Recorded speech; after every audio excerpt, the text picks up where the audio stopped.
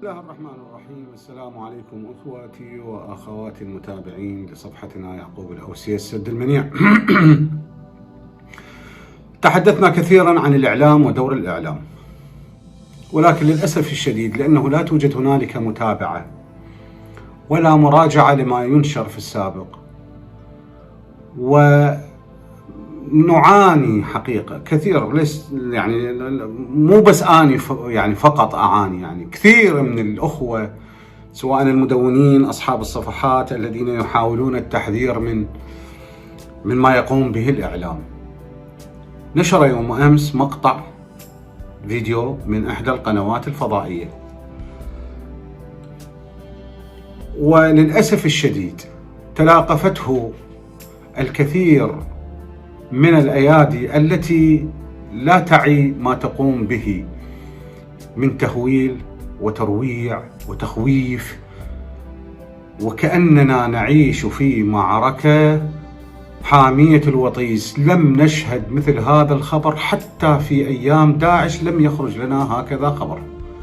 الخبر يقول مديرية الطيران أو مطار بغداد ومن خلال موقعه الرسمي يحذر المواطنين من القدوم إلى بغداد والسفر وإلى آخره، وكأن القيامة قامت.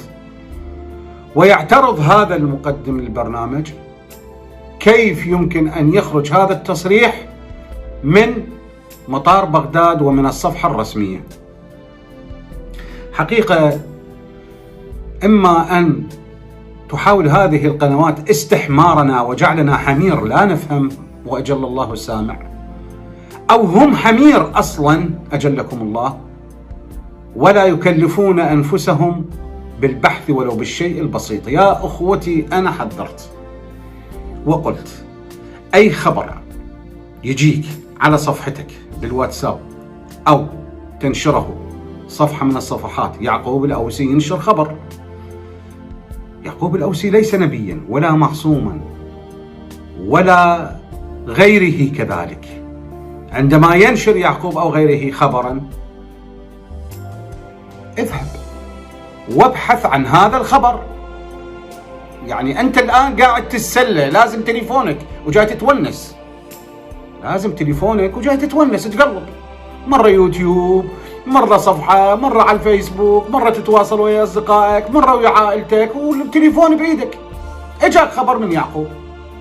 أول شيء المصداقية مهمة جدا يا أخوان، وعلينا أن نأخذ الكلام. ما أدعي العصمة والله العظيم، ولا أدعي بأنه أنا الأفضل، ولا أبدا قسما بالله، ولكن أعطيت لنفسي عنوان أتحرك من خلاله وهو السد المنيع. عندما أجد حالة سلبية وحالة غير منطقية وحالة تخص الإعلام أو تخص الوضع الكلي للعراق أو يخص مناطقنا محافظاتنا الوسط والفرات والجنوب أو تخص هاي الطائفة المظلومة، أتحدث عنه بكل أريحية وبكل صراحة وبكل وضوح، دون تردد ودون خوف ودون مراعاة حتى للمشاعر. لا أراعي المشاعر أنا على حساب قضية أو قول الحق. يا أخي يجيك من يعقوب شيء، أجي أشوف سيرة يعقوب هذا زيد عامر الظاهر عندك شنو هو؟ والقرآن يحذرنا إن جاءكم فاسق بنبأ فتبينوا أن تصيبوا قوما بجهالة فتصبحوا على ما فعلتم نادمين. وبعدين هذا الندم مصيبة، يعني كارثة. زين هذا فاسق اللي نقل الخبر، اللي يريد يروع ويخوف. القناة الفضائية هذه شنو اللي تعرفوا عنها أنت؟ ما هي خلفيتك عن هذه المحطة الإخبارية أو الفضائية؟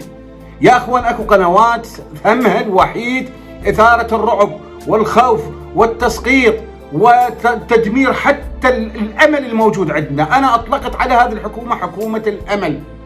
نتأمل خيرا، وقلت في أكثر من منشور وفي أكثر من مقطع فيديو، وهم أكرر لأنه على ما يبدو التكرار قد يكون مملا، ولكن أكرر يا أخوان، حتى اللي عندها ولادة تنتظر 9 أشهر حتى تلد الجنين كاملا متكاملا ليس فيه علة، 9 أشهر، ثم نقيم هذا الطفل، نوديه للفحوص، نشوفه صحته أحواله، هم ياخذ له 4-5 أشهر حتى تطمئن على حالته من انتقاله من عالم الرحم إلى عالم الوجود والحياة اللي احنا نعيش بيها. فما أعرف أنا يعني كيف تنطلي علينا هذه الأخبار ثم يأتي الرد سريعا. أنا مجرد ما إجاني هذا الخبر وما أخذ على جديته، راسلت الشخص المعني قلت له أخويا هذا هم دققت به جديد قديم، وأحيانا يطلعوا لك القديم على أنه جديد حتى يثير المشاكل داخل البلد. حقيقة مقطع قديم يجي يسوي لنا مونتاج ويدخله ويخلي له فد عنوان وتاريخ وينزل يعني ويتلاقفون الناس ويصبح حجة ويصبح دليل، بينما هو الخبر قديم عتيق صار له 4 سنوات 5 سنوات، عفى عليه الزمن واجت رؤية غيره واجى كلام غيره واجى تغيير لواقع غيره ويمشي، مع ان هذا هو جديد حسب ما ادعى الاخ الحبيب اللي ودى لي اياه جديد. سالته قلت له دققتوا به؟ قال لا والله هذا اللي وصلني. فانا عتبت ايضا عليه وقلت له اخويا يعني المفروض تدقق. انا اخذت العنوان بحثت، والله ما طول من عندي دقيقه ونص دقيقتين، ما طول من عندي. دخلت على الموقع المطار الرسمي ووجدت بالتكذيب هذا، وان هنالك صفحه تنتحل صفحه مطار بغداد وهي غير رسميه. تلك الصفحه وانتحال صفه يعني.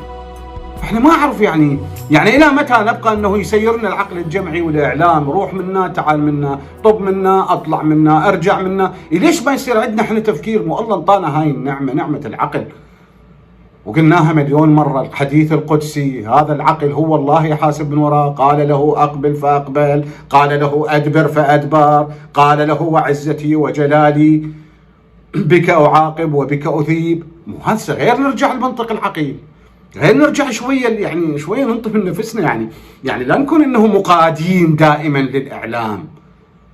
ثم هذه المحطه الفضائيه اللي نقلت هذا الخبر وين مصداقيتها؟ يعني فرضا جدلا انا كنت استمع واتلقى بعض المعلومات واحللها من خلال هاي المحطه، الان من خلال هذا الخبر تتصور هاي المحطه راح تكون لها مصداقيه عندي؟ يعني بعد اصدق باي خبر اطلع هي مثلا؟ يعني تصورهم انه يمشي علي مثلا او على كثير من الناس؟ قد يمشي على الجهال، قد يمشي على اللي ما عنده وعي، قد يمشي على الانسان اللي مجرد يعني ما عنده اي اطلاع عن الحرب الاعلاميه. يا اخوان الاعلام مو نصف المعركه، الاعلام كل المعركه الان. كل المعركه هو الاعلام، مو مجرد انه الجزء او الاكبر او لا، الحرب كلها اعلام. الحرب كلها اعلام. فارجوكم يا اخوتي يا احبتي انتبهوا على الاخوه المعلقين ايضا، ان ينبهوا المعلقين بايجابيه لما اقول، ان يعلق. ولا اعتقد ان هنالك احد يختلف معي يعني حقيقه في هذا الموضوع، ربما انه مواضيع اخرى نختلف بها، لكن هذا الموضوع ما اعتقد انه اكو عاقل يختلف وياي بها. دقق على الخبر، مصدر الخبر الحقيقي، روح للمنشأ للاصل. كثير من الاخبار يوميا تجينا اشكال ونخ وما ناخذها احنا راسا ننشرها يعني ما اسمح لنفسي ان اكون حمار، ولا اسمح لنفسي ان اكون غبي، ولا انا لا اسمح لنفسي بان اكون امع، ولا اسمح لنفسي بان اتقبل كل ما ياتيني. انا عندي عقل، من خلال هذا العقل انا اقيم واحدد واشخص واحلل. كل كذلك، شنو المشكله يعني؟ اليوم ترى ماكو واحد انولد من قاعه محلل ولا مفكر ولا كذا. هو انت تخلق هاي بنفسك لنفسك. هسه مو شرط انه انت تظهر بالاعلام او تقدم او كذا، لا، خلي تكون جزء من شخصيتك بانه انسان مفكر، تفكر في كل شيء يجيك، لا تكون يعني تابع لقنوات مضلله يوميا طائب. لا، الحمله الاعلاميه الموجوده من دجله وغير دجله تدس السم بالعسل وتحاول اسقاط هذه الحكومه الوليده اللي عمرها شهر. هذا رابع تقرير، ترى البارحه رابع مؤتمر صحفي لرئاسة الوزراء، يعني صار لها 4 أسابيع 4 أسابيع صار لها الحكومة، ونريد من عندها كل شيء. انتبهوا يا أخوان إلى الإعلام، وأرجوكم رجاء أخوي أن تنتبهون لما تتناقلونه. من يجيك الخبر روح دقق حقق، اسأل الأفضل من عندك إذا تحس ما عندك قدرة. هذا المقطع صار رابع مقطع أو 5 مقطع أنا أشرحه، ولكن من أعيد به لأنه القديم يروح بعد ما حد يشوفه. أنا ناشر قبل هذا المقطع شبيه إليه أو تقريبا بنفس المعنى، لكن راح هسه هم أعيده جديد، وباكر إذا ما فات هم أعيد حتى تكون عندنا ثقافة الوعي.